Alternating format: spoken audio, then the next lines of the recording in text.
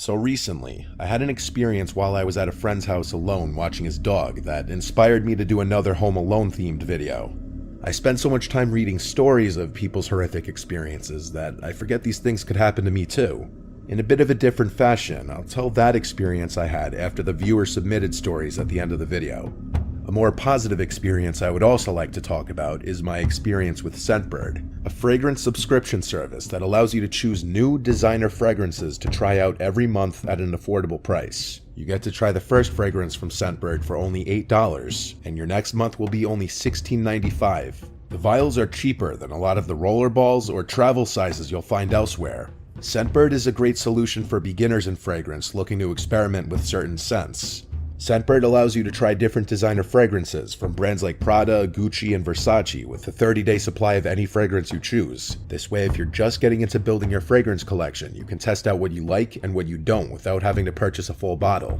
Through Scentbird, I found my favorite scents: Eros Flame by Versace, which mixes Italian lemon, pink pepper, and vetiver for a classier scent, and Cross River Gorilla by Sanctuary for a more casual scent. So if you're looking to start your own collection, head on over to Scentbird by scanning my QR code using code 55nightmare to get 55% off your first month at Scentbird.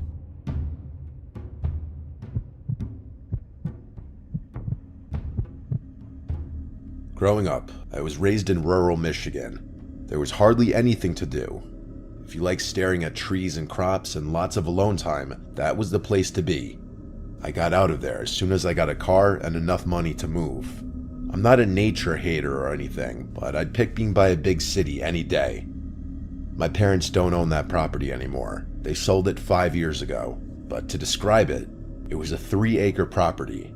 The house itself was pretty big, and there was a storage building out back.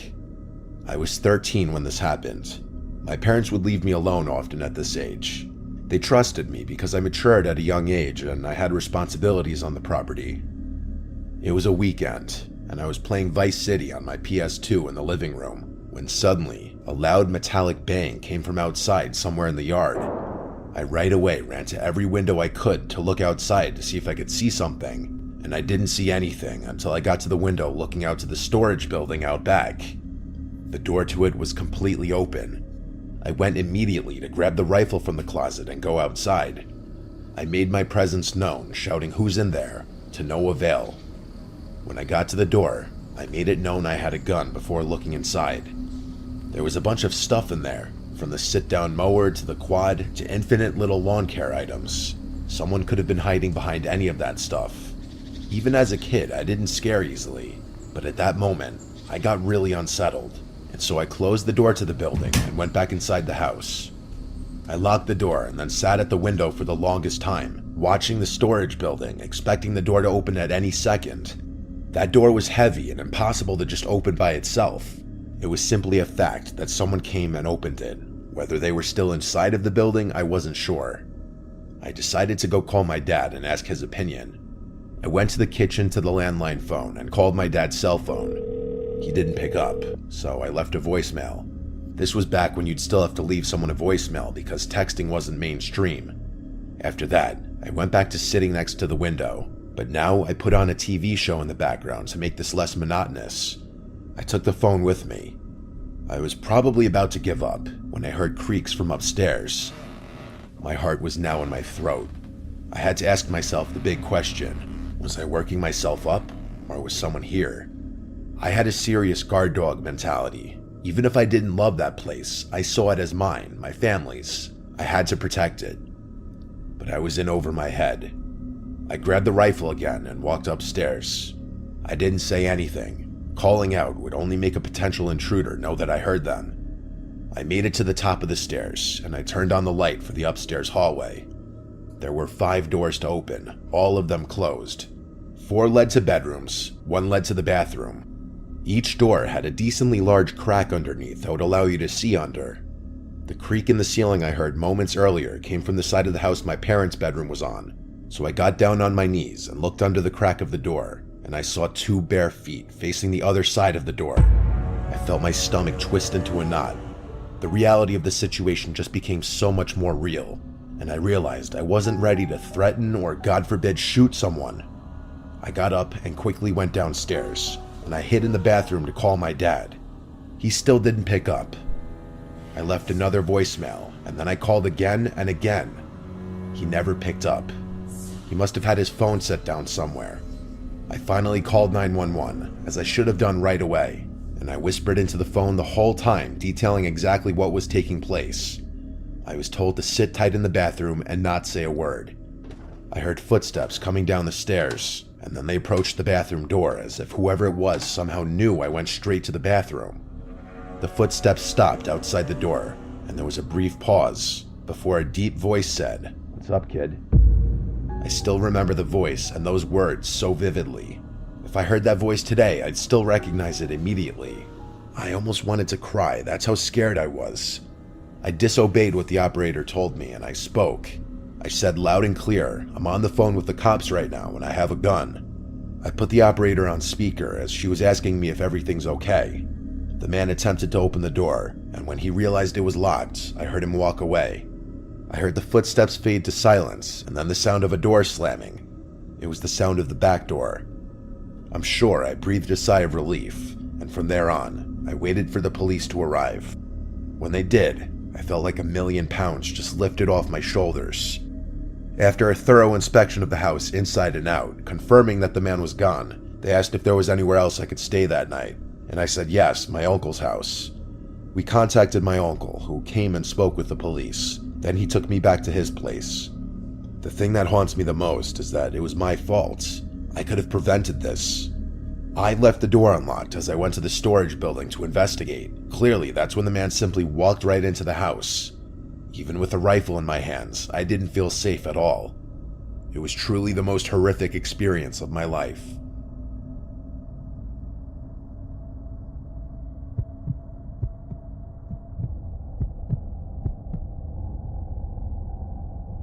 I was 18 when my parents went away on a week-long anniversary trip. My sister had already moved out by this point, so I had to hold the fort. My parents' property is enclosed by woods and a dirt driveway leading to the road. The road is a quiet back road with equally sized properties running alongside it, all of them separated a decent distance, so it's a really isolated feel up there. Everyone in town knows each other. You see familiar faces all the time for the most part. At the gas station, at the grocery store, at the bars, which I'd learn a few years later when I started going to them. Speaking of gas stations, this story starts one day while my parents were away. I was at a gas station filling up my tank when a black Jeep Cherokee pulled up to the pump next to mine. A man with a goatee stepped out, greeted me, and started filling his tank. In that town, it was normal for strangers to greet each other like that. He had his nozzle locked into the gas tank, and then he walked around to my side of the pump and went, "Excuse me, do you know how to get to the interstate from here?" I helped him to the best of my ability. He pulled out a notepad and started writing down the directions I gave him. Very odd how he wouldn't just do that on his cell phone like anyone else would. He thanked me and asked if I'm from the area. I said yeah, I grew up here, and he said he's from out of town. He didn't specify where. He then went back to his side and put the nozzle back in the pump. He then asked my name, as he said, "It's nice meeting you." I said my name's Kate. He said what a lovely name, and then got in his car as I got into mine. I drove out first and turned left to go up the road back home. It was only a few minutes worth of driving before I was approaching our turn into the driveway. I slowed down and put my blinker on, then turned right onto the property. It was at that moment that I noticed the car behind me was that same black Jeep Cherokee. He passed me as I turned into our driveway. He went the complete opposite way that I told him to go to get to the interstate. As he passed me, he didn't slow down or anything, so it seemed that maybe he just forgot the directions I gave him and went the wrong way. I let myself inside and went about the rest of my day doing whatever. I think it was that night that I was going out to meet up with my friends that I stepped outside and walked to my car and heard the sound of footsteps nearby. Like I said, the house is enclosed by woods, and this was in the middle of the summertime. It could have been any number of animals, so I didn't investigate. I just got in my car and left. But when I got back home hours later and walked from my car to the house, a man's voice from out somewhere in the woods called out Kate. I got the chills as I looked around, and then in a panic rushed to open the front door. I slammed it shut and sat on the couch to breathe. The neighbors all knew my name, but the houses are not on top of each other, so it's a bit of a walk. And there was no reason for one of them to call my name like that, like a creep, and not identify themselves. I decided to call my parents to tell them, and their explanation was it must have been one of the neighbors, and they'll probably knock on the door. I didn't tell them about the encounter at the gas station. The next day, which was a Saturday, I stayed home most of the day, and later that night, I once again was going out to meet with my friends. After getting ready and everything, I went outside, and as I was walking to my car, I heard loud and clear from the not-so-far distance someone call Kate again. This time, I didn't wait a second. I ran back inside the house and locked the door again. I called 911 this time, texting my family while doing so. After 2 cops showed up to the house, they looked around the perimeter of the property with their flashlights, then came back and said to call again if this persisted. I didn't feel much better after this. It's not really like they did much. I refrained from going outside until the next day when I had work. I was a server at a nearby restaurant. I was working a late shift. I left the house in broad daylight, paranoid to hear that voice again. Thankfully, though, I didn't. Maybe seeing the police car finally scared them off. After many hours at work, I was ready to go home and collapse into bed. I pulled onto the property, parked my car out front, and walked to the front door. I stopped when I heard the sound of footsteps again. It didn't sound like an animal's footsteps, though.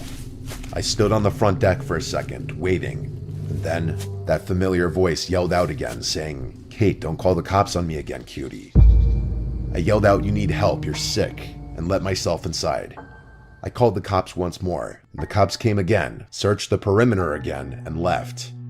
My parents told me I should stay at a friend's house for the night. I couldn't agree more. They would be back the following night, so after that, I would feel much safer being there. My friend Alex told me I could stay with her that night, so I packed a bag and was ready to go. I checked out the windows first to make sure the coast was clear. I then went outside and locked the door as fast as I could, then ran to the car. As I turned the key in the ignition, I heard something right to my left. Right outside the driver's side door was a man wearing a face mask trying to open the door. I couldn't even scream. I felt like I was choking on air. As I put the car in drive, he started hitting the glass with his elbow. I looped my car around on the grass and sped down the driveway, and I turned right up the road and didn't stop until I got to Alex's house. I was hysterically crying the whole drive there as I had Alex and her dad on the phone with me. He said he would have come and picked me up had he known the situation. We called the police together for a 3rd time in total. A couple officers went to my parents' house to investigate again, make sure no windows were shattered or anything. One officer came to Alex's house where I once again gave my description of what happened. This was probably the most action these cops had seen in a long time in this quiet town. Thankfully, my parents came home the next day, and I felt safe staying at home again. I fully believe the man at the gas station followed me home intentionally and scoped the place out, realizing I was by myself, and for whatever reason toyed with me until he actually tried to pounce and get me. I shouldn't have given my real name, and I should have been more alert to my surroundings and realized he was following me in my car that day. Some people are nuts and have way too much time on their hands. This incident was a huge motivating factor in my moving out to my own apartment a few months later.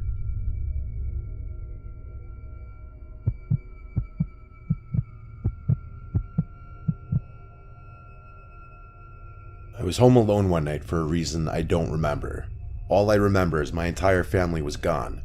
I was 15 or 16 years old. I was a big gamer at the time. I was obsessed with StarCraft, and admittedly, I'd sometimes spend a weekend night or two playing StarCraft or some other PC game. This was right before COVID lockdown started. I was playing StarCraft on my computer in my bedroom on the 1st floor. That's when the doorbell rang, twice. I hurried to the door, not wanting to be away from the game for too long in fear of losing. I got to the front door and said, "Who is it?" as I always would if I was alone. A soft and weak voice on the other side said something that I couldn't hear. It sounded like a woman. I opened the door, with the storm door still separating me and this older woman standing on the other side, with a big smile on her face. She had her hands behind her back. I said through the door, "Can I help you?" She said she needed to use a phone, and asked if she could come inside. Ever since I was a little kid, I was always taught not to let a stranger into the house, ever. That included women. I felt so awkward, though, I didn't know how to turn her away. I redirected her to the library a few blocks down, because they'd surely have a phone. Deep down, I knew the library was closed at this point, but I was just trying to get the stranger who was trying to get into my house to leave. She was still smiling, but what she said next did not match her smile. She said, "That's very rude to turn away an old lady asking for help." I replied the only way I could think to, and that was that my parents don't allow strangers into the house. It's a house rule. I slowly started closing the door as I was saying sorry, and she just stood there, not moving but still smiling at me, and though her smile never changed, it suddenly felt much more menacing. I was walking back to my room when the doorbell rang again. There was no way in hell I was opening the door again. That woman radiated weird vibes from the start. Maybe something was wrong with her, maybe she wasn't all there. These were things I had no way of knowing, and maybe that was selfish of me to send her on her way, but I just wasn't opening the door for anyone when I was home alone. I went back to my game. Not too long after I sat back down, I heard something tapping on the window. It was a clinking type sound from something metal. The window was directly in front of my desk. I had the blind pulled down so I couldn't see what was making the noise, but I already had an idea. My room was the only room with a light on in the house. The horrible thought that it was the old woman from just before, and that she walked over to my window, terrified me. I turned off the sound on my computer. At this point, I didn't care about my game anymore. The clinking sound on the window persisted. I basically said "F this," and up and left to a different room in the house. I sat in the darkness of the living room for a bit, when the doorbell rang again. This woman was harassing me now. I tried to convince myself she wasn't a threat, just some crazy old woman who's probably clueless as to where she is. When she rang the doorbell a second and third time, I decided to go open the door and ask her if there's someone I could call for her. But when I opened the door, there was now a man on the other side. He looked to be about 10 years younger than her. He said through the storm door, "Have you seen my mother?" I replied saying yes, she came to my door just before. He then apologized to me and said she has dementia and got out of the house. I suddenly felt bad, but he asked me if he could come in for a minute, and again I felt awkward. Why did he need to come inside? I said the same thing that I told to the woman who we claimed to be his mother. I said we could just talk through this door. I then said that I think she went into my backyard because I heard something at my window. I told him he could go around back and check. He thanked me and walked down the walkway, and I thought he went into the backyard. But when I went to the back and looked out the back window expecting to see him searching around, I saw nobody. Not him or his mom. This was all too weird for me.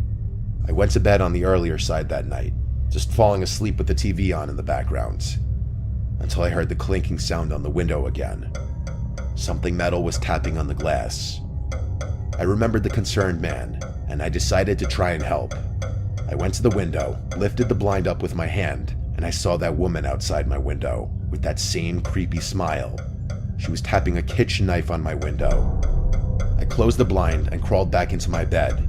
This didn't feel like it was actually happening. A suspiciously short amount of time later, the doorbell rang like 4 times. The clinking on the window stopped by this point. This was all too suspicious. It felt like some kind of robbery attempt. I ignored the doorbell. I stayed in my bed. I was gonna wait this out. I didn't have a cell phone at this time. I wasn't the most social guy growing up. I also didn't want to call the police for some reason. I waited this all out until it finally stopped. The next morning, I told my dad what happened when I called him. He told me I was smart not to open the door. Everyone agreed that everything about it sounded like an attempted robbery.